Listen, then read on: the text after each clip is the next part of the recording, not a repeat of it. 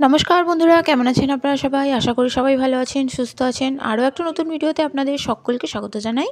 আজকে আমি আপনাদের সাথে আলু পটল কুমড়ো দিয়ে একটা নিরামিষ তরকারি রেসিপি শেয়ার করতে চলেছি। যদি আপনারা আমার চ্যানেলে নতুন হন তাহলে আমার চ্যানেলটাকে সাবস্ক্রাইব করার অনুরোধ রইল। অবশ্যই যদি ভিডিওটা ভালো লাগে একটা লাইক করে দেবেন ভিডিওটাতে, আর সাবস্ক্রাইব বাটনের পাশে থাকা বেল আইকনটা অবশ্যই হিট করে দেবেন। আমি কিন্তু আমার চ্যানেলে নিত্য নতুন নানা রকম রেসিপির ভিডিও এছাড়াও নানা রকম ভিডিও পোস্ট করে থাকি। তাহলে চলুন আর শুরু করা যাক। আর একটা কথা বলে রাখি, আমি কিন্তু আজকে যে রেসিপিটা আপনাদের দেখাতে চলেছি সেটা কিন্তু আপনারা রুটি, পরোটা, ভাতের ছাড়াও খিচুড়ির সাথেও কিন্তু সার্ভ করতে পারেন। চলুন তাহলে শুরু করা যাক। আজকের জন্য আমি নিয়েছি এখানে পটল, আলু, কুমড়ো। আমি সবকটাই কিন্তু মোটামুটি সেম সাইজ করে কেটে নিয়েছি। আশা করি আপনারা বুঝতেই পারছেন। এই যে কুমড়োগুলো একটু মিডিয়াম সাইজ, পটল আর এই আলু। চলুন শুরু করা যাক এবার রেসিপিটা। কড়াইতে পরিমাণ মতো তেল দিয়ে তাতে আমি 1 চামচ মতো পাঁচফোড়ন অ্যাড করেছি। আজকে যেহেতু আমি কুমড়ো ব্যবহার করছি সেই জন্য কিন্তু পাঁচফোড়ন এতে ব্যবহার করছি। কুমড়োর সাথে পাঁচফোড়ন কিন্তু খুবই সুন্দর যায়। এরপরে সব সবজিগুলো একসাথে দিয়ে দিলাম। তার মধ্যে দিলাম 1 চামচ ধনে গুঁড়ো, 1 চামচ জিরে গুঁড়ো, 1 চামচ লঙ্কার গুঁড়ো, 2টো গোটা কাঁচা লঙ্কা। আপনারা চাইলে ঝালের পরিমাণটা বাড়িয়ে বা কমিয়ে ব্যবহার করতে পারেন। কুমড়োটা এখানে একসাথে এই দুজনেই আমি দিলাম যাতে গ্রেভিটা কিন্তু খুব সুন্দর হয়। কুমড়োটা একসাথে দিয়ে দিলে কিন্তু গ্রেভিটা খুব সুন্দর হবে, কারণ কুমড়োটা কিন্তু সবশেষে গলে যাবে। পটল আর আলু কিন্তু গোটা থেকে যায়।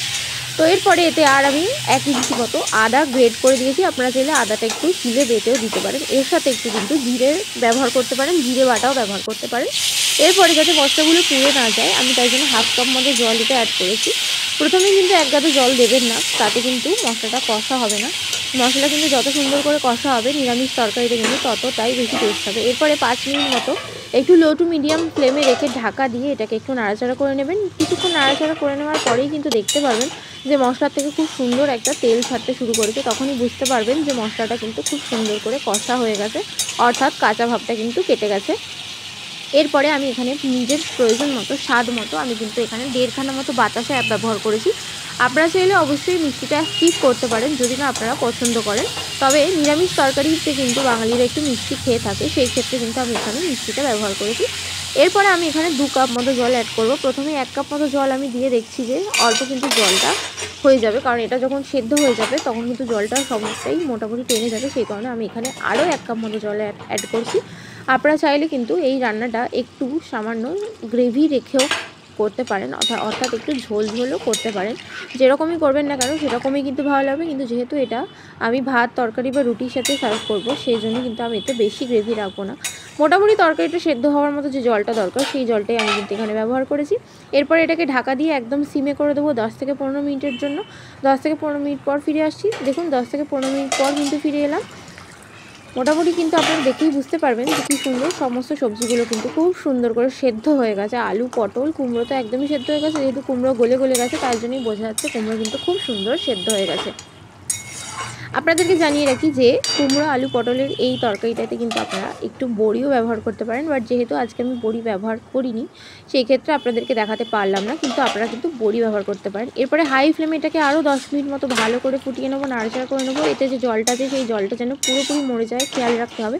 সামান্য একটু গ্রেভি তলায় থাকলেও কোনো আপত্তি নেই তাতে।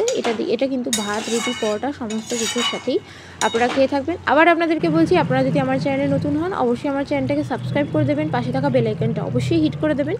এরপরে আমি নামানোর আগে এখানে 1 চামচ ঘি উপর থেকে ছড়িয়ে এটাকে কিন্তু সার্ভ করবার জন্য এটা একেবারে রেডি হয়ে গেছে।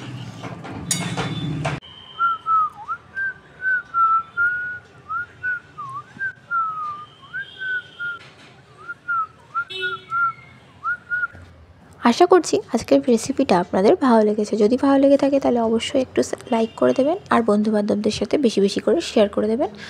আর অবশ্যই আমার চ্যানেলটাকে সাবস্ক্রাইব করে দেবেন, পাশে থাকা বেল আইকনটা কিন্তু হিট করে দেবেন। দেখা হচ্ছে আর একটা কোনো নতুন রেসিপি নিয়ে আবার নতুন কোনো ভিডিওতে। ততক্ষণের জন্য সবাই ভালো থাকবেন, সুস্থ থাকবেন। নমস্কার।